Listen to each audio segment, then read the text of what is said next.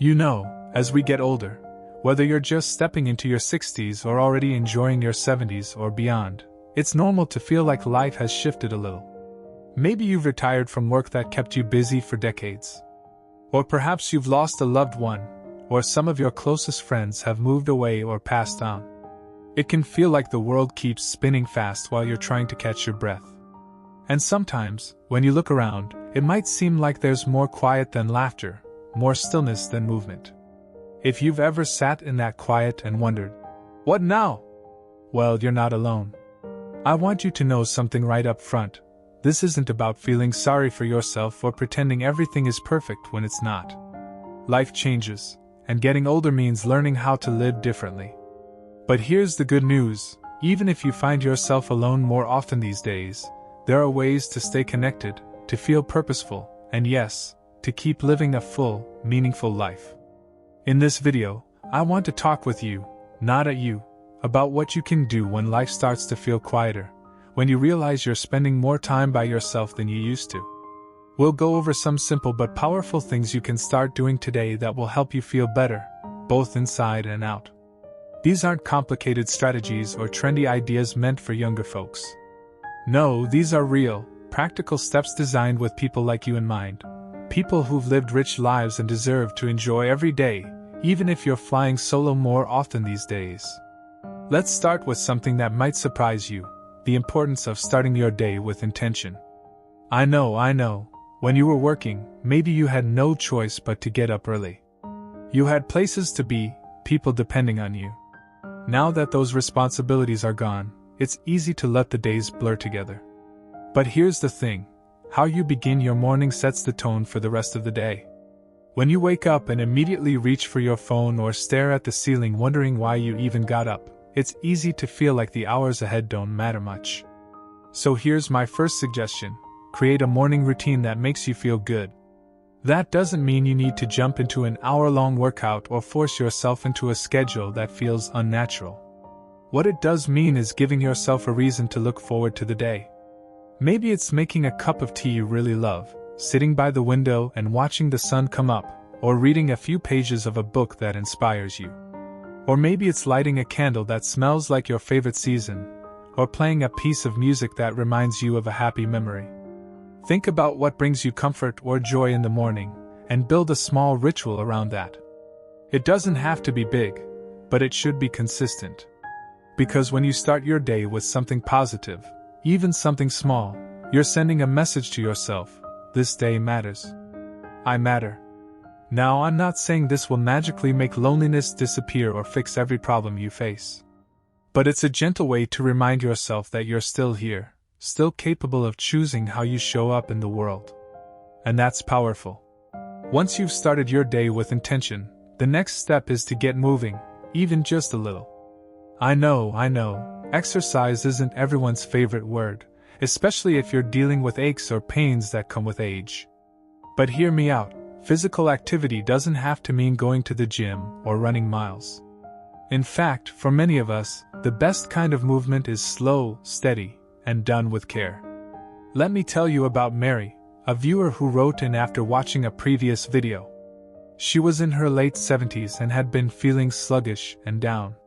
She didn't have anyone to walk with, and she worried about falling or hurting herself. So she started small, just 5 minutes of stretching in the morning, then a short walk around her backyard each afternoon. Within weeks, she said she felt stronger, slept better, and even noticed she smiled more. Not because anything dramatic changed in her life, but because her body felt better, and that made her mood brighter. So, what can you do?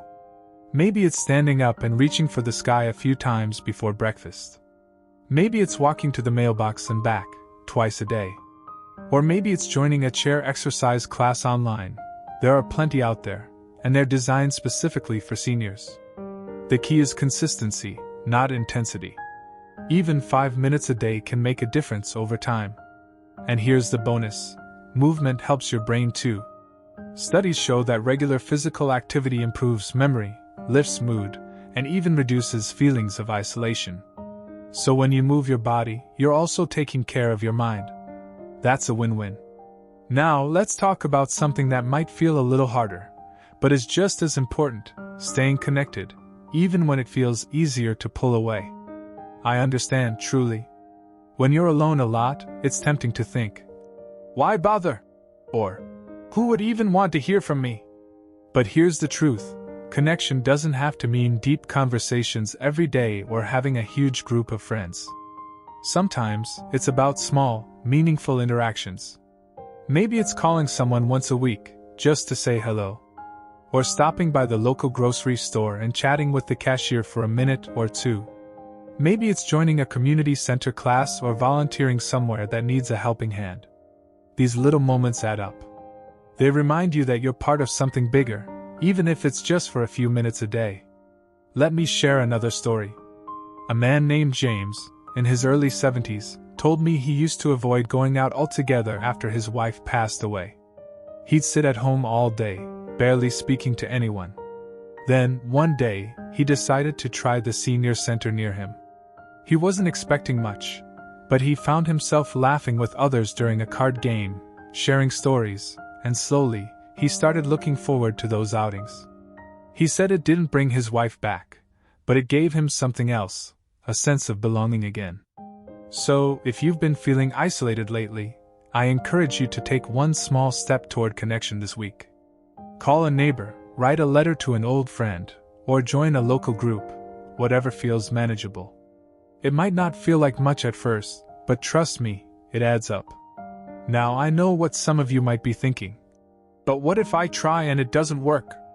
What if I feel worse? That's a valid concern. Change can feel uncomfortable, especially when you're used to a certain rhythm in life. But here's the thing, you don't have to change everything overnight. You don't have to become social butterfly if that's not who you are. You just need to give yourself permission to try something new, even if it's just once. Because the alternative, staying stuck in the same pattern of solitude and silence, can make you feel smaller and more disconnected over time. And you deserve more than that. Now, as we wrap up this part of the conversation, I want to leave you with this thought. Growing older doesn't mean slowing down completely. It means learning how to move forward in a different way. And sometimes, that means finding new routines, new connections, and new reasons to smile, even on the days when it feels hard. We've covered 3 important points so far: starting your day with intention, staying physically active in a way that works for you, and taking small steps toward connection. Each of these is like a thread that helps weave a richer, fuller life, even when you're spending more time alone. In the next part, we'll dive deeper into other things you can do to keep thriving as you grow older. We'll talk about how to nourish your body with food that gives you energy, how to keep your mind sharp and engaged, and how to find purpose even when life looks different than it used to. So if you're ready to keep going, and I hope you are, stick around. Because the best is yet to come. Until then, take care of yourself. You're doing better than you think, and I'm cheering you on every step of the way. Let's keep going, shall we? We've already covered some powerful ideas. Starting your day with intention, staying active in a way that feels good for your body, and taking small but meaningful steps toward connection. Those are solid foundations. But there's more we can do to make sure you continue living a full and satisfying life, even when you're spending more time alone. Now, let's talk about something that might not seem directly related at first, but is incredibly important: what you put into your body. I know, food doesn't always get the attention it deserves, especially as we age. Sometimes, cooking for one just doesn't feel worth the effort. Other times, we fall into routines, eating the same few meals over and over because they're easy or familiar. But here's the truth: what you eat has a direct impact on how you feel, both physically and emotionally. Let me tell you about Eleanor, a viewer who reached out after watching a video on nutrition for seniors. She used to skip breakfast most days, grab a sandwich for lunch, and then have leftovers for dinner. Over time, she started feeling sluggish. Her energy dipped by mid-afternoon, and she noticed her mood was lower than usual. When she decided to make small changes, like starting the day with a bowl of oatmeal topped with fruit, adding a handful of nuts to her afternoon snack, and including more vegetables in her dinners, she said she felt like a fog had lifted.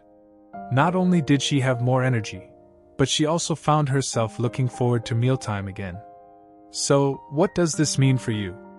It doesn't mean drastic diet changes or cutting out all your favorite foods.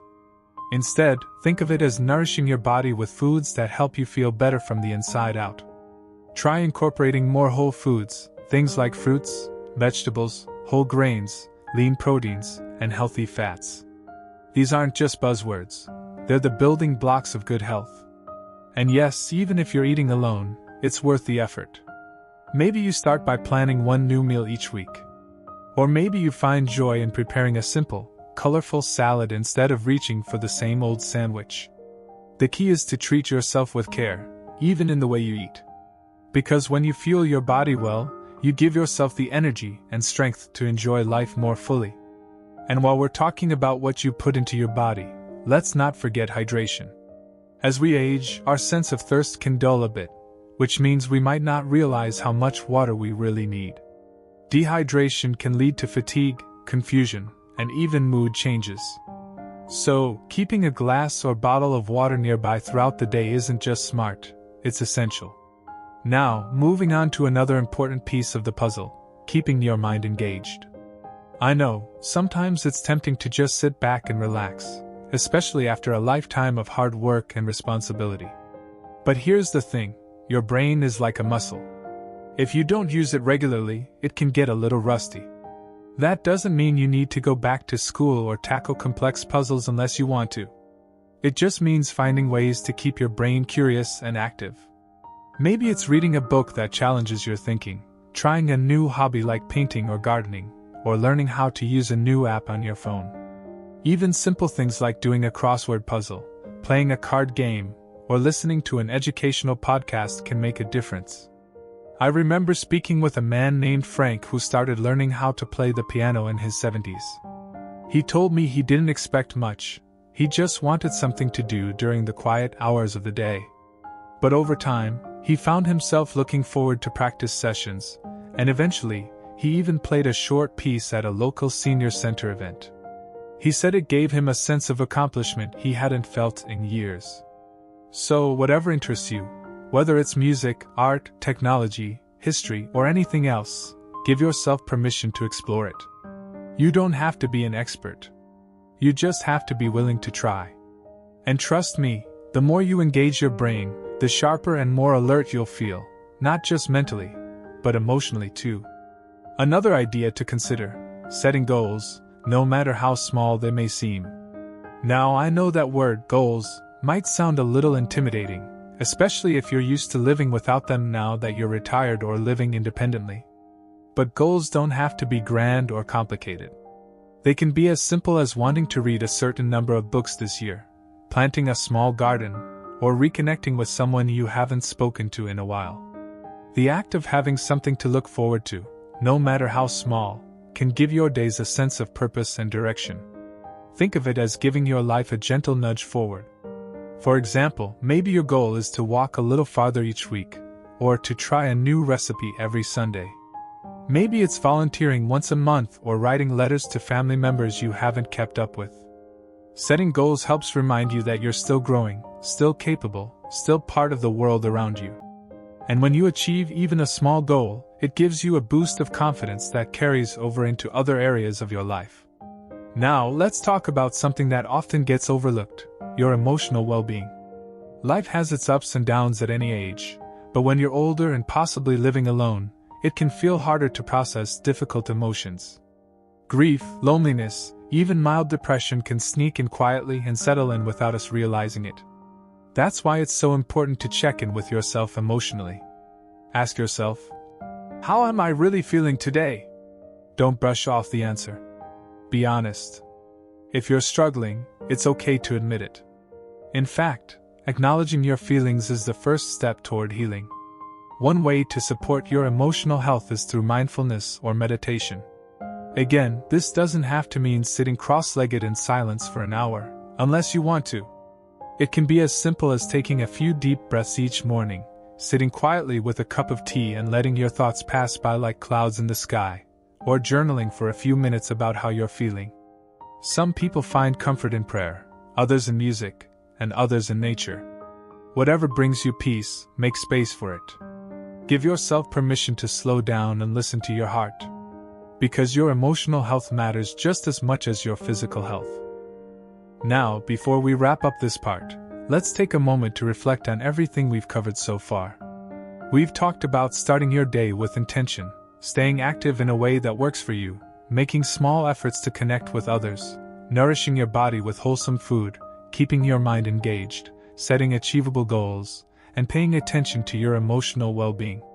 Each of these pieces plays a role in helping you live a fuller, more vibrant life, even when you're spending more time alone.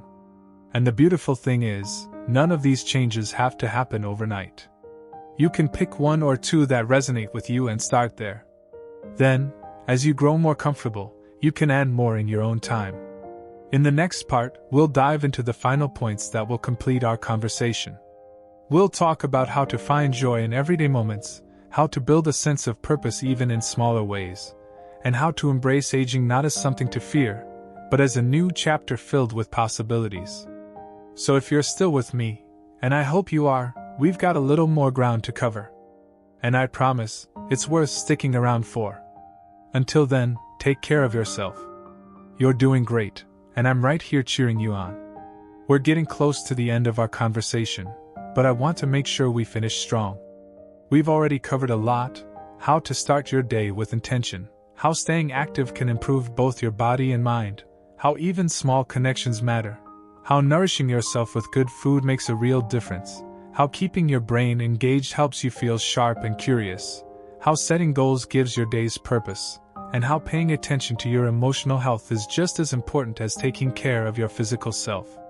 Now, let's talk about something that might not always get the attention it deserves, but is incredibly powerful: finding joy in the everyday moments. As we grow older, life has a way of shifting. The big events, the birthdays, the holidays, the family gatherings, become fewer and farther between. And sometimes, it can feel like the days blur together, especially if you're spending more time alone. But here's the thing: joy doesn't have to come from grand experiences or special occasions. Often, it lives in the little things: the smell of coffee brewing in the morning, the sound of birds outside your window, a favorite song playing on the radio, or even the simple pleasure of putting on a pair of soft socks after a long day. Let me tell you about Ruth, a viewer who wrote in after watching one of my earlier videos. She was in her late 70s and had been feeling down lately, like life had lost some of its sparkle. So she decided to try something simple.